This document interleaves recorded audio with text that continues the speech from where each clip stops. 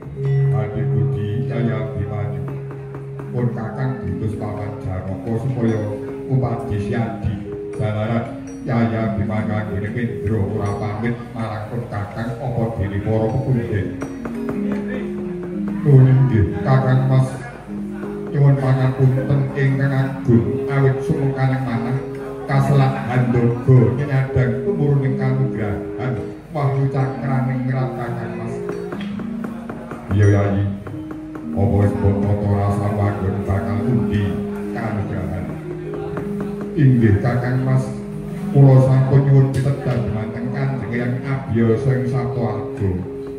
Pramila kula suwun kanthi sanget paduka Kakang Mas kersa njampangi lan ngawat-awati anggenipun ingkang rayi nyadang tumurun ing kanugrahan Wahlita kelanengan wonten wana Kendayana Kakang. Iya Yayi, aja kuwatir. Pun Kakang bakal ngawat-awati apa brataku saka gegara. Nuwun inggih Kakang Mas.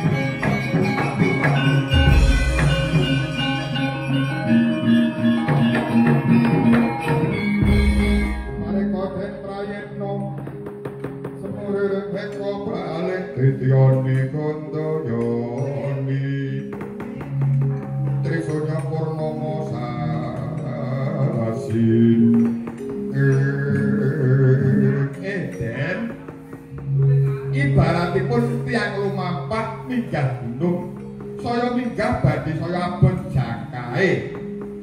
Upami wit-witan saya inggil wite badhe saya gedhe angine. Siwa Semar, ya tak suwun Siwa Semar aja nganti adoh-adoh kelawan aku. Nggih. Bebasan menawi adoh kula cerak kula doi. Gus, nek golek pahyu niku jane gampang, carane pun cetha. Pahyune badhe mapan wonten pundi? Mudune tabuh pinten niku wangsit dewa pun cetha. Nanging sak angel-angele wong golek pahyu niku isih tetep angel nek pahyune niku sampun mapan wonten sarira dika. Niku saya angel melih anggenipun jaga utawi ngerca. Supados pahyu kala wau kraos jejem lan jenah. Iya Semar. Mila sinebut tapa tegesipun satata-tapa utawi membawa keserakan. Lah, tapa niku werni-werni wonten tapaning badan, wonten tapaning budi, wonten tapaning nafsu. Lire kepiye wae? Tapaning badan niku tapaning patrap. Patrape kedah anuraga. Jroning pasrawungan kudu tansah andhap asor. Saged ngomong utawi momong dhateng sinten kemawon. Iya Semar. Lajeng tapaning budi utawi tapaning manah liripun kedah trima ing pandum. Jalaran trima niku mboten anggadhahi pangira-ira ingkang ala. Dumateng sesambingan gesang lan kedah mlampah sak murwate utawi sak kadare. Iya Semar. Lajeng tapaning nafsu liring kedah lira. Jalaran apa? Rila niku salah setunggaling margi kangge merangi hawa nafsu. Iya Semar kabeh dawuh bakal tak pundi tak estokake Semar. Pun panjenengan pun yang keten. Monggo enggal-enggal miwiti tapa brata Den.